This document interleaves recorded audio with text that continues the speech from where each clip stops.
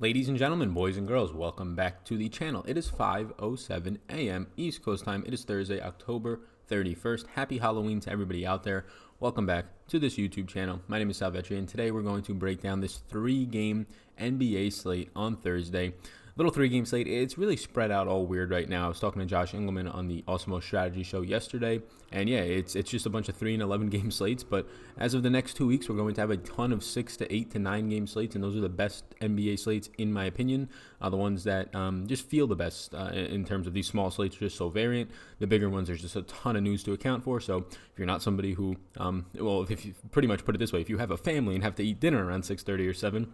It might be a little bit annoying when 11 teams start to rule out players, but hopefully, and before we get into it, welcome to the channel if you're new here. My name is Sal Vetri. I do cover daily fantasy sports in the NBA, NFL, MLB, and the WNBA streets. I'm excited that you're here, and we just crushed through 14,000 subscribers, so thank you all so much. If you're listening on the audio version of the podcast, really appreciate you as well. You discovered this audio podcast that I just started to put some episodes up a couple weeks back, so thank you for being here. If you could hit a 5-star rate and review, it really helps me, and subscribe to this podcast.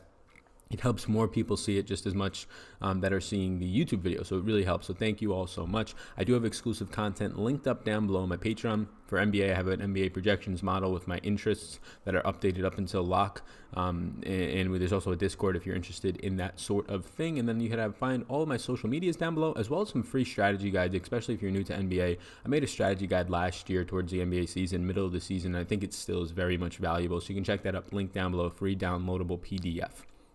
With all that said, hit the subscribe button before you get going into this one. I really appreciate it. And let's get into this video. So hopefully you survived all the landmines in the NBA last night. I somehow came out alive, right?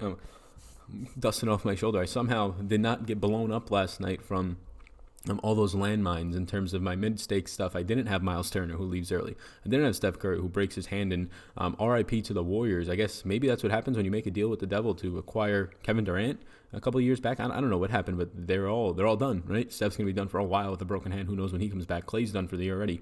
It's just Draymond and a bunch of boys out there right now. Willie Cauley-Stein. Let's get it. The big three of Willie Cauley-Stein, Draymond Green, and D'Angelo Russell. Yikes. Scary out there right now for Golden State. But yeah, I mean, you get an ejection from Karl Anthony Towns and Joel Embiid. Very wild day in the NBA last night in terms of if you played DFS, you were just walking around, tiptoeing, not trying to step on any landmines. But hopefully you all did well last night. Aaron Baines coming through, and then obviously the biggest thing as I continue to preach is do not just listen to this podcast at 8, 9 in the morning or whenever you listen to it and then just set your lineups. No. The best play on the entire slate last night opened up about a half hour before lock. Nerlens Noel. Steven Adams was questionable, game time decision. Ruled out before lock, thankfully, for us DFS players because that was a later game. And Nerlens Noel at 3,300 became easily the best play on the slate, one of the best point per minute producers in the NBA, and at 3,300 he goes for I think like 39 points. I had 100% of him at that point. I updated the projections. I made an announcement. So if you're somebody who really doesn't know where to find that information and you want to get Patreon, you can get it there. I make announcements on all that type of news, and I wrote into the Patreon. I have 100% Nerlens Noel. He's a must play in all capital letters, and he was. A lot of professionals also 100% of him. It just made a ton of sense. He's always going to smash through a $3,300 price point if he stays healthy and plays his normal 28 or so plus minutes. So with that said, all the recapping from last night out of the way, 3-game slate today, back to an 11-game slate tomorrow, but then it seems to balance out nicely, starting with the injury dashboard. And then if you're new here, we get into a target offense sheet, just looks at how these teams are going to match up due to pace, due to Vegas odds, defense versus position. And then we'll go into my early interest, which today for a 3-game slate, right now I have a lot. So getting into it, starting with Atlanta, we'll go team by team. Trae Young, he's going to be out for Atlanta. He got injured in that last game, an ankle injury. They thought it would be something severe, 2+ weeks, but it seems like he's optimistic to return by potentially next week, but he's going to miss this one. It's going to affect DeAndre Bembry. And wait for it, Evan Turner, the only other point guard currently active on this roster behind Trae Young and DeAndre Bembry, is doubtful today with an Achilles injury that continues to give him pain. So you have 2 of the 3 point guards for this team out. And then it's DeAndre Bembry. He played 27 minutes in the last game after Trae Young got hurt towards the closer to the second half in there. It was like the second quarter, I believe. Bembry played 27 minutes. I expect Bembry to play a full allotment of 30-plus minutes in this one, and you could see my projections for that. later today on PATRON. But at the end of the day, there's no one else to take minutes here unless they activate Goodwin, who I don't even know if he's with the team right now. Maybe he is on a two-way contract. They have Cam Reddish playing shooting guard, who they definitely don't want to bring the ball up. It's really just DeAndre Bembry here, because it seems like Evan Turner and Trae Young are not playing. So, yes, $4,700, I believe DeAndre Bembry is going to be a good play. Paul George remains out. I continue to put him on here just to show the importance of this. He's likely to return now in 2 weeks, maybe a little bit less at this point. Kawhi Leonard for the Clippers is probable after being ruled out yesterday for load management. I said yesterday on Patreon that it was going to affect Lou Williams, Montrezl Harrell, Pat Beverly to an extent, but also JaMychal Green. JaMychal Green got one of the biggest bumps in my projections from Kawhi Leonard being out. Not nearly as big as his 35-point day, but biggest bump for sure in terms of value. For Miami, some of the same names, maybe a new one popping up here. Dion Waiters is out, did not travel with the team for conditioning reasons. It's going to continue to give Kendrick Nunn, who's been starting at shooting guard, opportunities. Tyler Hero, who came off the bench and just erupted 2 nights ago on a 3-game slate. And then Goran Dragic, who will continue to come off the bench as sort of a point guard, but all those guard rotations will benefit from no Dion Waiters.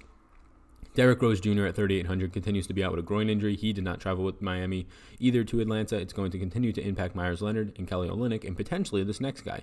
James Johnson has been questionable and he's questionable for this game, but he has not been playing due to a coach's decision. But really what it should be is conditioning. And I'm going to change this to conditioning because he finally passed his conditioning test and he practiced with the team on Wednesday and he traveled with the team. So it seems like there's a good chance James Johnson, as they are short a small forward/power forward type of player in hybrid, since Derrick Jones Jr. is going to be out, seems like he could potentially see some minutes here and enter the rotation, which would surely hurt sort of the ceiling and really the floor of Myles Leonard, because he's not really a ceiling player right now in this offense, but he went for 25 minutes last time. It might pull those minutes down. We'll see come game time if he's indeed going to be active. And then lastly, there's no injuries in terms of some of these teams like San Antonio or Denver, but New Orleans has a couple of injuries to point out. Derek Favors is going to be doubtful today with a knee injury. He did not practice Tuesday or Wednesday. Jaxon Hayes was a player who saw, I believe, 24 minutes and had over a fantasy point per minute production 2 nights ago when Derek Favors missed. He scored 28 plus fantasy points, Jaxon Hayes. It was not Nicole Melli, as people would suspect. It was not Jahlil Okafor, as someone was suspecting. So, based on that news, I will continue to believe it's going to be Jaxon Hayes after he plays 24 minutes in the last night. I could also put on here Jahlil Okafor, Nicole Melli. We'll see who ends up starting, but Okafor did not get any really minutes. He played like 12 minutes in that game, and Hayes saw the bulk of the minutes, and they seem to like what they saw out of him, and he's expected to continue to get similar run. Drew Holiday is probable to return with a knee injury. He practiced in full on Tuesday and Wednesday, and it's going to affect Josh Hart, who's been starting somewhat in his place, and then Lonzo Ball and Brandon Ingram. Ball, who pretty much had a lock for a floor game with a ceiling upside when Drew Holiday was out, and Brandon Ingram, who averaged 60 points a game in terms of fantasy over the last 2 games with no Drew Holiday. So he's going to return, going to impact all those players. Let's move on now to the target offense sheet, where there's only 6 teams, so it should not take all that long to break down. But if you're still here, if you could hit the subscribe button, I'd greatly appreciate it. Also, you can check out and leave a review on iTunes or Stitcher, or wherever you can leave podcast reviews and be entered for Saturday. I will announce it in 2 days for your chance to win a ticket into the Fantasy Draft main event for NFL this weekend. All you have to do is leave a 5-star rate and review. The reviews are by far the biggest thing that helps me in the podcast audio version. It's sort of like subscribing to a YouTube channel and liking videos and commenting, things like that. It shows momentum in the algorithm or whatever it might be on iTunes in the podcast world. It boosts me above some other people who are potentially making podcasts, and I just want to reach more people with what is, one, obviously good and brand exposure, but also just beneficial content that I believe is going to help people compared to what they maybe are listening to right now. So appreciate it if you do that. Moving into the target offense sheet, I have not filled out the back-to-backs here, but the only team on a back-to-back on this slate is going to be the Clippers, so all the back-to-backs are filled out there. So you have 6 teams. The only back-to-back today is going to be the Clippers. None of these other teams are on a back-to-back. Some have 2+ days rest. Some only have 1 day's rest. Teams like Denver, teams like Atlanta.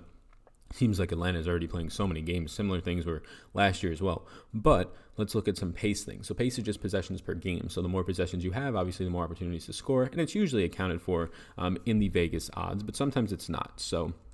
Or sometimes it's not to the same extent. And even if it is accounted for pretty good, and I would say most of the time it is, it's at least important to see how much different of a speed these teams are going to be playing at to just really kind of pick apart that Vegas number even more. So Atlanta versus Miami, it's going to be the highest pace game on the slate. And a big reason why is, well, usually last year Atlanta was playing at the fastest pace. This year, Miami's playing at a top 5 pace. Atlanta is definitely going to be playing faster. as the season goes on, but probably not for another week or two until Trae Young gets back. So Miami's been pushing the pace a ton right now. I mean, it makes sense. Like, they haven't had Jimmy Butler, who's a guy who's going to ISO a lot, so they've just been shooting and chucking guys like Kendrick Nunn and Tyler Hero and even Justice Winslow over the past couple of weeks since the season started. But now with Jimmy Butler there, it's going to be probably more ISO, as you would imagine, a slower pace of play. But for right now, it looks like the fastest paced game on the slate. Miami has a 111.25 team implied total. We do not have the team total and the game total for New Orleans and Denver yet, but without that, Miami right now is the third highest total on the slate. Does not look to be the greatest, 216.5 overall total. I would imagine New Orleans and Denver is going to be well above that, but we'll see. Denver usually plays slower, so maybe it drives the pace down. But the biggest thing to take away here is that Atlanta has a terrible team total. They don't have Trae Young. This is going to be, they're only 6-point underdogs against Miami, so it speaks volumes to, it's surprising. I mean, obviously they're at home, so that helps. But it speaks volumes to really what Vegas believes in the rest of this team, and probably more so just John Collins. But we already talked about DeAndre Bembry. He's a player that stands out in a brutal matchup. So his price point of $4,700, can he pay that off with 22, 23 fantasy points? Yeah, he's going to be probably starting at point guard and seeing 30 minutes, so definitely. But matchups against Justice Winslow, Jimmy Butler, all these types of players, it's not a good spot to be at all. Outside of that, I mean, John Collins, we saw him in this exact same matchup perform very nicely 2 nights ago. And he should have another opportunity to do the same. He played 36 minutes.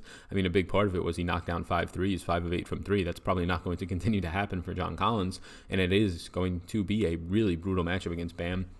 And some of these Miami bigs, depending on who's starting out there, whether it's Myers Leonard, Kelly Olynyk for parts of this game, it will be a bad matchup for him. And yes, he performed well in this matchup the other night, but he performed well in different ways. Yes, snagged 9 boards, but hitting 5 threes is not something you're going to expect out of John Collins all that much. But somebody has to kind of take the production hit that Trae Young is going to leave behind. So yeah, I mean, John Collins is the biggest benefactor in terms of who has to pick up the most production in terms of like overall ceiling. You're going to have a guy like Bembry going to pick up the direct production in terms of point guard minutes, but that doesn't mean it's going to translate to just Bembry taking over Trae Young's role and the amount of points that Trae Young usually scores for this offense. Miami side, Jimmy Butler's in a great spot. Just all these guys are in fantastic spots, every single one of them. Bam's in a good spot. Justice Winslow's in a great spot. Every single player that's going to start for Miami's in a great spot. We'll see if Tyler Hero draws the start after coming off the bench and playing so well last time. I don't think you expect that to continue to happen. I think he saw like 15 free throw attempts in a game where he scores 29 real-life points and 40-plus fantasy points. Right now, I'm not going to put my money behind that happening again. I like Jimmy Butler once again. The price point only comes up $500 in a game where he has a floor game of like 37 fantasy points. I'll go right back to that. Trae Young is not a great defender. Surely he would have to be better than last year, where it was like historically bad for a rookie in Trae Young, but it doesn't matter. Whoever his backup is, DeAndre Bembry, is not going to have really much of an advantage at guarding a guy like Justice Winslow. And then just other spots in this game are really not going to have much of an advantage of guarding guys like Jimmy Butler. We saw it happen a couple nights ago. But again, they held some of these players to their floor games. Bam broke loose. I do like the spot for Butler and Bam the most. New Orleans and Denver. Yeah, so New Orleans, I mean, with Drew Holiday coming back, he's priced up to $8,800 and just a brutal spot against Denver. No real interest there. Brandon Ingram's priced up to $7,900 with Drew Holiday back. But Brandon Ingram, even with Drew Holiday there, was playing well. The only issue now is it's just a brutal spot for him. Power forwards so far through a small game sample have not been doing well against Denver. Point guards and shooting guards have not. Gary Harris is one of the best shooting guard defenders in the entire league, so that's really going to hurt a guy like Drew Holiday today.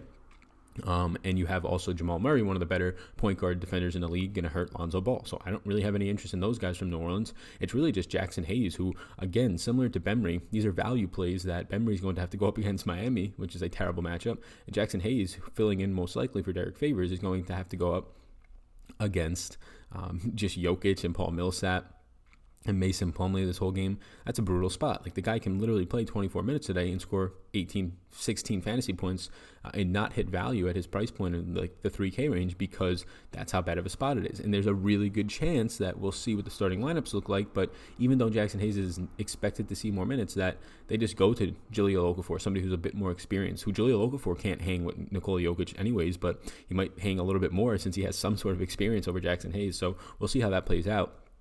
New Orleans, not a lot standing out outside of the value of Jaxon Hayes. Brandon Ingram stands out a little bit just because he's been so productive. His price point is now coming up, but 7,900 is still, even with Drew Holiday back, probably a cheap enough tag to where you can expect him to get you 40 to 45 a decent amount of the time in this spot. I just don't think you have to force it in, especially because, I mean, in the San Antonio game, we'll get to some great value in a second.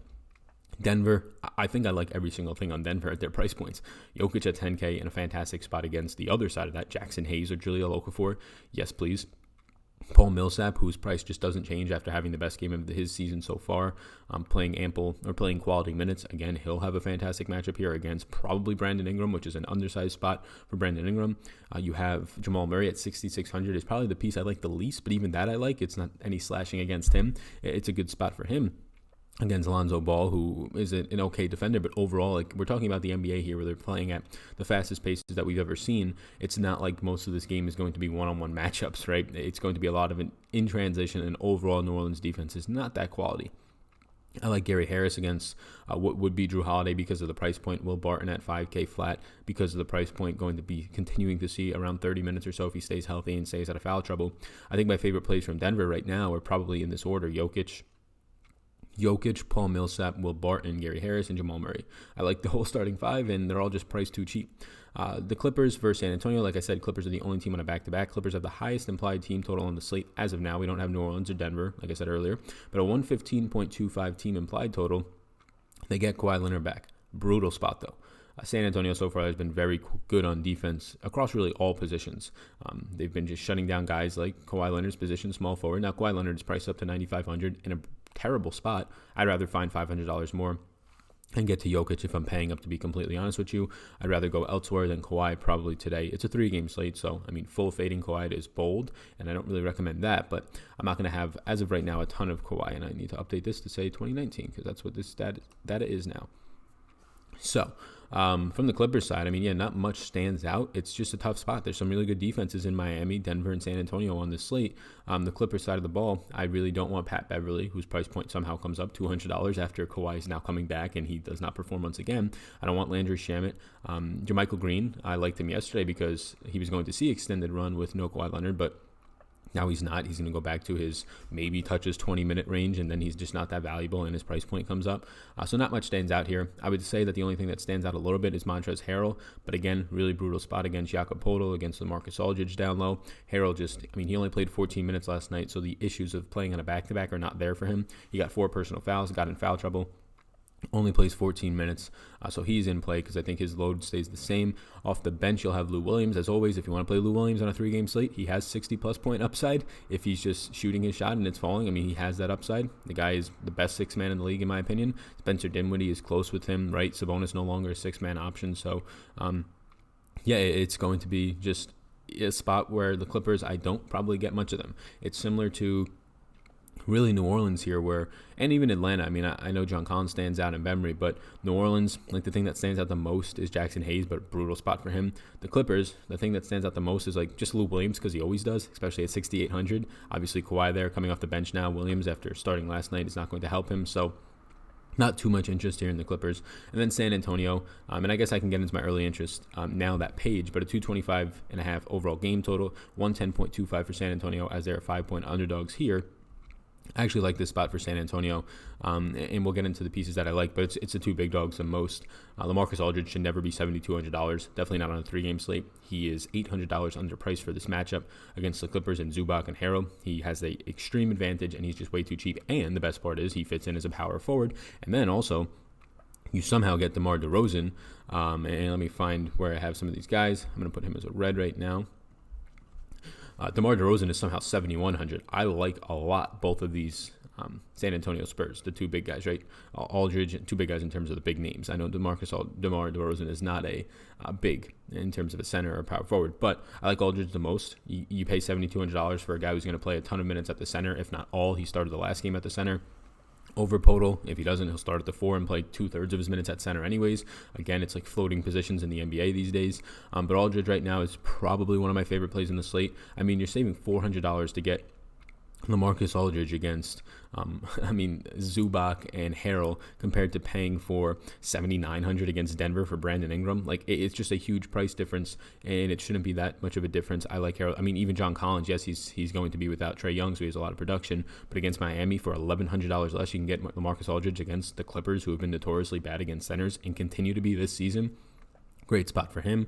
Great spot for DeMar DeRozan at 7,100. The only issue for DeRozan is he might see Kawhi Leonard for a good amount of this game. And again, it's a lot of transition will be happening, but he might have to put a lot of defensive efforts into guarding that type of a player. We'll see. If he does, that can impact his offensive game, which is another reason why I lean LaMarcus Aldridge. So you can see if you're watching on the video version of this, my overall interest pool, I currently have 15 players in here. Obviously, if you're playing a lot of lineups, you should have more than this on a 3-game slate, but probably not too much more.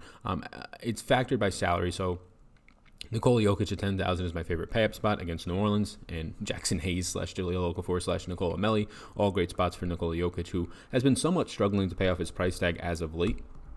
Again, I'm going to go back to him on a 3-game slate here as the guy who I think hits 60-plus fantasy points the most on this slate. John Collins at 8,300. I think it's fine. I think I should probably put him maybe in yellow. Like, the price point clearly comes up $1,000, but it's a 3-game slate, so the pricing is going to be different, as well as it's also no Trae Young, so a lot of production should go his way. That said, it's still a tough matchup for John Collins. I would prefer taking $1,100 less than Marcus Aldridge, but there's a chance you could fit both of them tonight. Jimmy Butler at 8,200 against Atlanta. For 2 years straight now, Atlanta has been bad. And again, it's only a small sample this year, but it's been bad and terrible against pretty much everybody, especially guards. Jimmy Butler is going to go as a small shooting guard / small forward here. He'll run probably a lot more ISOs now.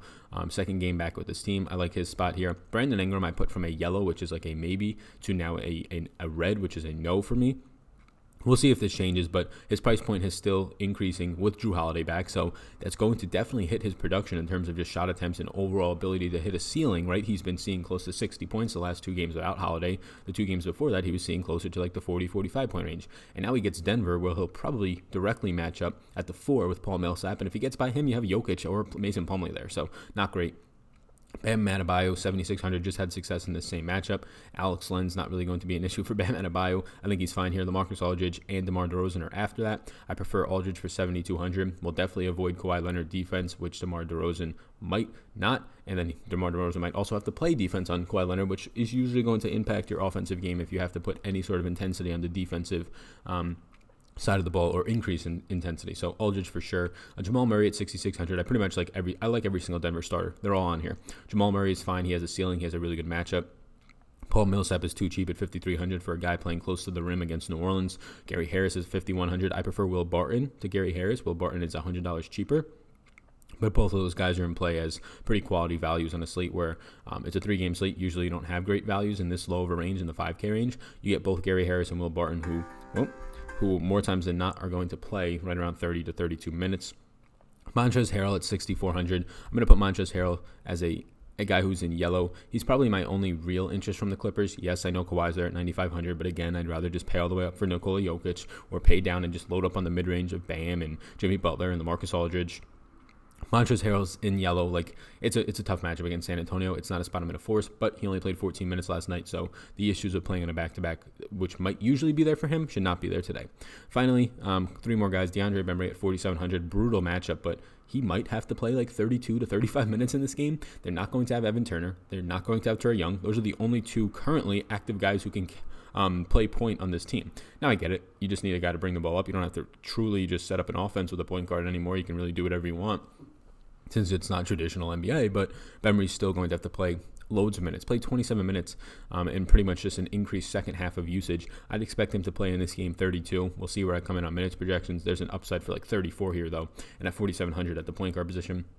Even in a tough matchup on a 3-game slate, it's hard to ignore. And then just some more values. Kendrick Williams is 3,800. He continues to play good minutes, around 25-plus minutes per game. He's not the greatest of fantasy point producers, right around an average player at 0.76 so far this season. Tough matchup as well. It's just sort of a pivot spot if you need more value right now. We'll see if anything changes. And then Jaxon Hayes, 3,500 against Denver. Played 24 minutes last time out, filling in for Derek Favors, who is now doubtful. Again, check the news before tonight's game start. They might say, oh, you know what, Jaxon Hayes, you're not getting the start. You're not playing much tonight because you're playing Denver. We're going to try and find something else. They don't have that. Jahlil Okafor is not the answer. Nikola Melli is probably not the answer. So we'll see what happens. I do think Melly would be the guy to get more minutes, if anything, over Okafor, but we will see. Again, always make sure to check the injury news. Hopefully this video helps you. This podcast helps you. Hopefully you like the daily aspect. Let me know in the comments down below. Do you like these videos? Are they helpful for you? I'm getting positive feedback so far on them. We're getting a lot of viewership on these per day. It's like an average of a little around 5,000 per day, which was surprising to me based on the fact that it's NFL season. So I appreciate all the support. If you could please hit that subscribe button before you go. And if you're listening on the audio version, please just hit the subscribe or follow this podcast. And if you could leave a 5-star review on whatever podcast you're listening to. If you're on Apple iTunes right now, you can leave a review. Just takes a couple seconds. Leave your fantasy draft handle in the review. You'll be entered into a contest to win a free ticket into there. It's usually a $25 value. 3 people will be entered and announced on my Twitter on Saturday. So be sure to check that out. Thank you for tuning in. Hit the subscribe button before you leave. Check out my social media accounts linked up down below. And let me know before you go, if you're all the way still here, who's your favorite play on the slate below 9K today? Thank you so much for tuning in. My name's Sal. You already know that. Peace out, gang. Thanks for tuning in, and I hope you enjoyed that video. Above my head, if you're not already subscribed to this channel, I do ask you if you can please hit that subscribe button. It helps me out a good amount to reach more people. You can also follow me on Twitter. That's over there. Right in the corner is my @SalVetriDFS Twitter. And then above, you'll find my Patreon link. You can click on that if you want more exclusive content for me. Or a video is going to pop up, so why don't you check that one out as well. I think it's going to be beneficial for you. Thank you so much again for tuning in, and I hope you have a fantastic rest of your day.